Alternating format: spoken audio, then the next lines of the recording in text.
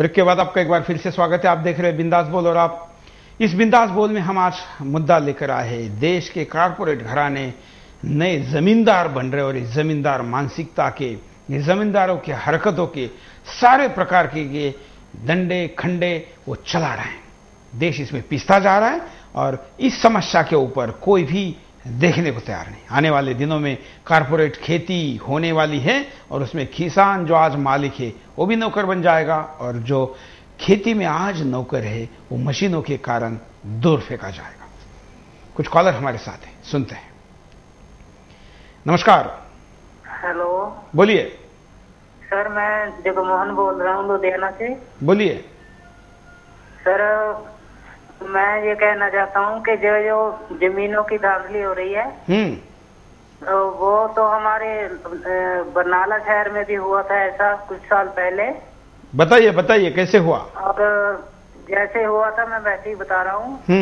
वहाँ पर जमीनों की जमींदारों की जमीन पहले कंपनी ने हथियाली थी और बाद में उन्हें लेट करके पैसा दिया गया।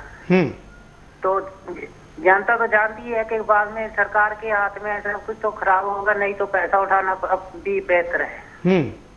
इस तरह से परेशान किया गया, उन्होंने हार में पैसा उठा लिया तो कानूनी तौर पे भी हो गया, कंपनी का कब्जा भी हो गया। बिल्कुल सर, इतना ही कहना चाहता हूँ। धन्यवाद।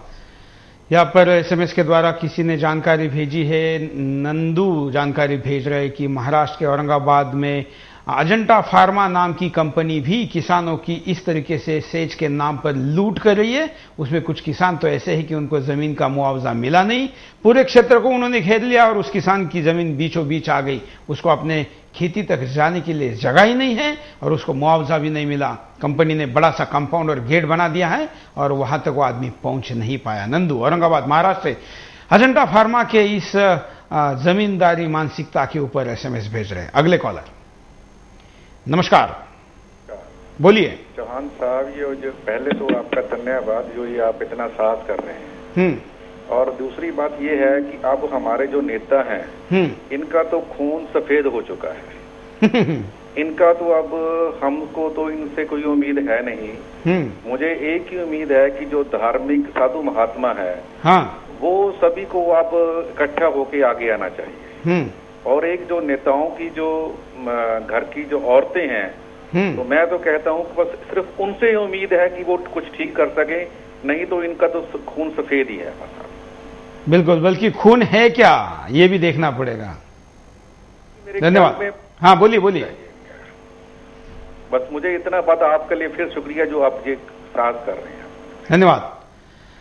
इन भ्रष्ट नेताओं के इस जमीन से टूटते जा रहे और इस जमीन को देश के आम आदमी से तोड़ने वाले नेताओं के नसों में खून भी है क्या। आप तो फिर भी कह रहे हैं कि सफेद हो गया, मैं तो कहता हूं कि खून भी है क्या, यह सवाल उठता है। क्योंकि खून अगर किसी भी रंग का क्यों ना हो, जब दौड़ता है तो रिश्ता बताता है और इस देश के साथ गद्दारी करने वालों के नसों में खून कैसे हो सकता है, कुछ और हो सकता है।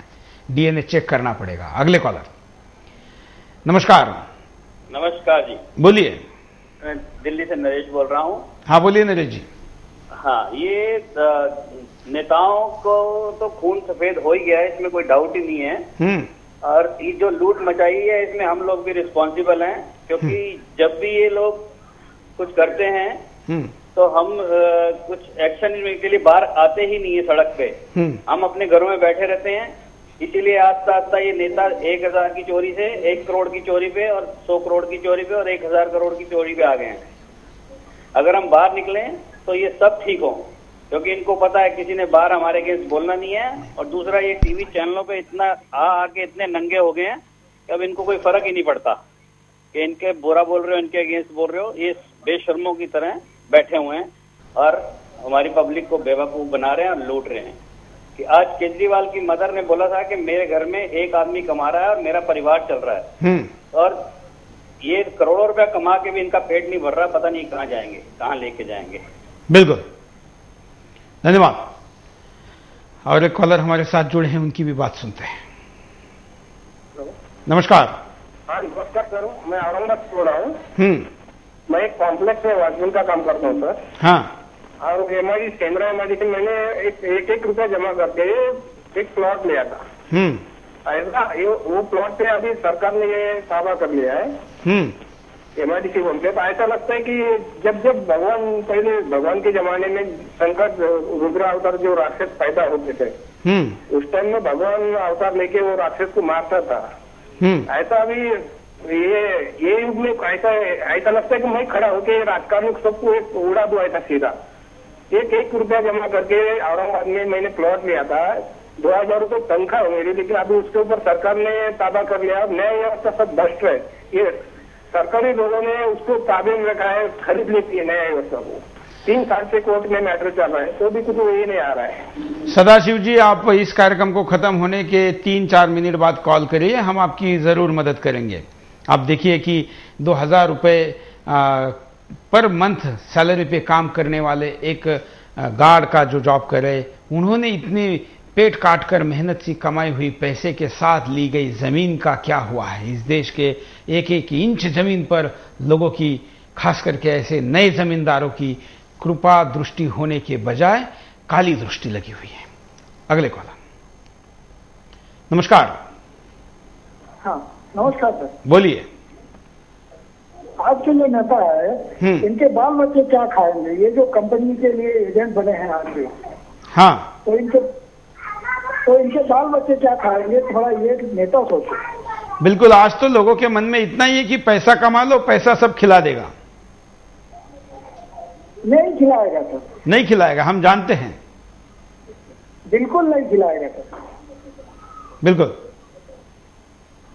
धन्यवाद। आप देख रहे हैं कि आज के कार्यक्रम में ज्यादा से ज्यादा SMS और ज्यादा से ज्यादा कॉल भी महाराष्ट्र से है, क्योंकि महाराष्ट्र में पिछले कुछ सालों में वहां की सरकार ने दलाल बनकर बड़े बड़े कारपोरेट घरानों को इतने बड़े पैमाने पर जमीन दिलवाई है और आम आदमी को वहां से नेस्तनाबूद किया है, हद्दपार किया है, खदेड़ दिया है, बाहर निकाल दिया है। वो आम आदमी का श्राप ऐसे नेताओं को एक साथ रहने नहीं देगा। ये महाराष्ट्र में, आंध्र प्रदेश में, खास करके हरियाणा में और बंगाल में भी पिछले वामपंथी सरकार ने ऐसे बहुत से चीजें की है। ऐसे कई उदाहरण कुछ राज्यों में इतने बड़े पैमाने पर है कि उनका कोई ना कोई सॉल्यूशन निकालना जरूरी है।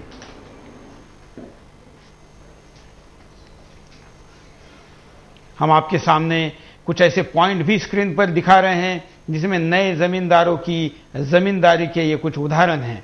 और ये उदाहरण जो बड़े पैमाने पर सामने आ रहे हैं, वो सारे उदाहरण आपके सामने इस कार्यक्रम के द्वारा लेकर आने का हम प्रयास करें। अगले कॉलर से बात करते हैं। नमस्कार, बोलिए। हेलो। जसवीर सिंह। हाँ, हेलो, बोलिए जसवीर जी। हाँ नमस्कार सर। नमस्कार, मैं जसवीर बोल रहा हूँ जी, हरियाणा से। हाँ, ये जो जमीनें अधिग्रहण की जा रही है, ये एक नाटक है। हाँ, और नाटक भी और पुराना नाटक है जो कि अंग्रेजों के टाइम में होता था। क्योंकि मैं एक्समैन हूँ और मैं ये जमीन में और जमींदार भी हूँ।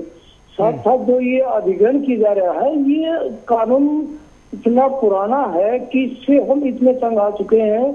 अगर हमारे सामने ये अधिग्रहण करने वाले हों तो हम इनको नोच के खा गए। बिल्कुल। क्योंकि आज जो जमीन में अधिग्रहण की जा रही है, इस कानून को क्या हम नहीं बदल सकते? अगर हमें अपने जो MP MLA हैं उनके लिए जो कानून बनते हैं